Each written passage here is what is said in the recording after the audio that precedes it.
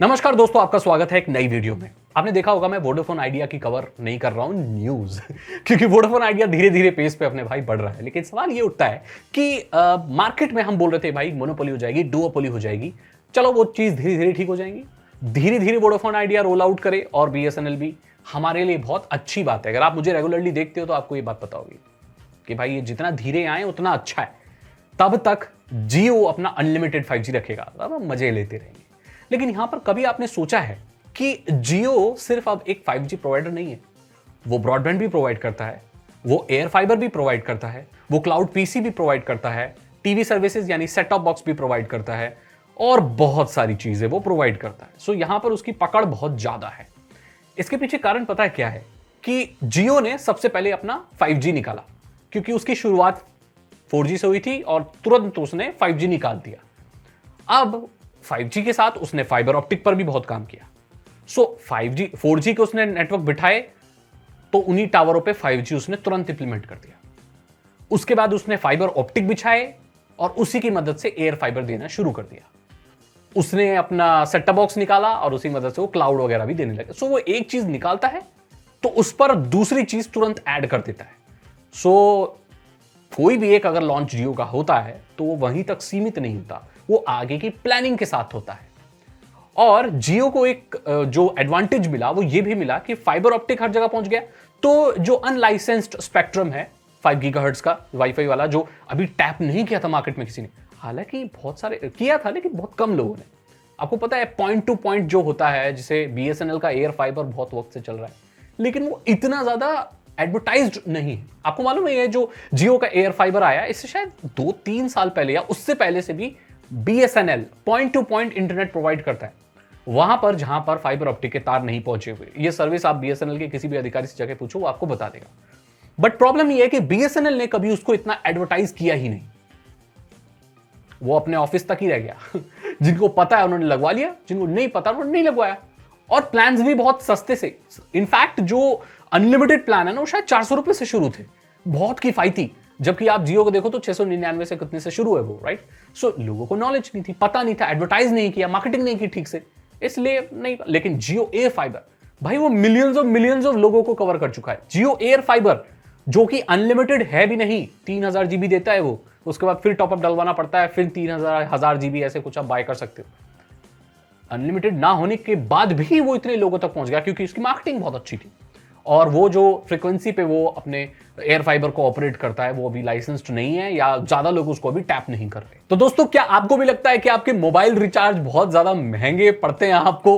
आप कुछ पैसे बचाना चाहते हो? क्योंकि देखो भाई, किसी और पेमेंट ऐप में आप रिचार्ज कराओगे तो 1%, 1.5%, पता 1 रुपया 2 रुपया, पता नहीं कौन से वो प्लेटफॉर्म फी चार्ज करते हैं।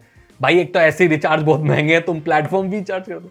फिर इसका एक सोल्यूशन है कि भाई आप जो भी उनकी रिस्पेक्टिव एप्लीकेशन जैसे my Jio, Vodafone idea, Airtel thanks, इस पे जाकर रिचार्ज करा सकते हैं। जितने का रिचार्ज करो उतने पैसे देने पड़ेंगे आपको। लेकिन मैं आपको एक तरीका बताऊंगा जिसमें आप जितने का रिचार्ज करोगे उतना ही कराओ, लेकिन आपको उसमें भी 1-2 रुपया काफी पैसे बच जाएंगे।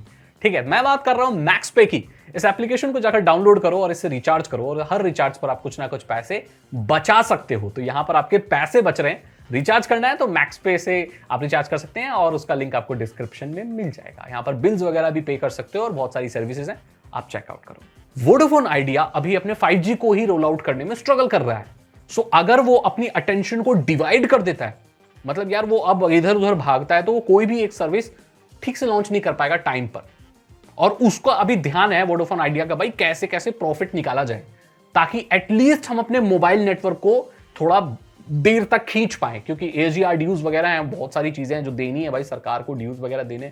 हम अपना सारी चीजों को एक साथ ग्रो करने में लग जाएंगे तो भाई सारी चीजें डूब जाएंगी। इसीलिए आप वोडाफोन आइडिया की जो खबरें हैं ज्यादा नहीं देख रहे, क्योंकि वो अपना स्लोली जो भी पेस पर है अपने 5G रोल आउट करने में लगा हुआ है और सारा ध्यान उसने वहीं लगा रखा है। इससे पता है मार्केट में, मोबाइल में तो मोनोपोली नहीं हो रही है या डुओपोली नहीं हो रही है, लेकिन अब ब्रॉडबैंड और वाईफाई में शायद जियो बाजी मार जाए, और इवन क्लाउड में भी मार जाएगा। क्योंकि आप देखो किसका क्लाउड है इतना पॉपुलर, किसी का नहीं। सेट टॉप बॉक्स प्रोवाइड कर रहा है, क्या क्या नहीं प्रोवाइड कर रहा जियो। तो वो सिर्फ मोबाइल उसमें नहीं, हर जगह अपनी पकड़ बनाए हुए है, और ये बहुत खतरनाक बात है। चलो ठीक है, नई नई सर्विसेज जगह जगह तक पहुंच पाएंगी, लेकिन बाकी कंपनियों को भी ऐसा करना चाहिए। बीएसएनएल की बात करें तो शायद दिसंबर में अभी बहुत ये अपडेट आ रही है बीएसएनएल से कि बहुत कई हजार लाख कितनी जो टावर की जमीनें वो खरीदी गई हैं, वहां पर टावर लग रहे हैं और धीरे धीरे बीएसएनएल का 5G भी रोल आउट होगा। मेरे हिसाब से बीएसएनएल का 5G सबसे लास्ट ही होने वाला है जो हर जगह तक पहुंचेगा। अब जब भी पहुंचे अच्छा है, जितना लेट करे अच्छा है भाई हमें। बाकी और जियो अगर हट भी गया ना तो बीएसएनएल जब अपना 5G रोल आउट करेगा या वोडाफोन आइडिया जब आपकी सिटी में आएगा तो वो कॉम्प्लीमेंट्री कुछ ऑफर्स वगैरह आपको जरूर देगा।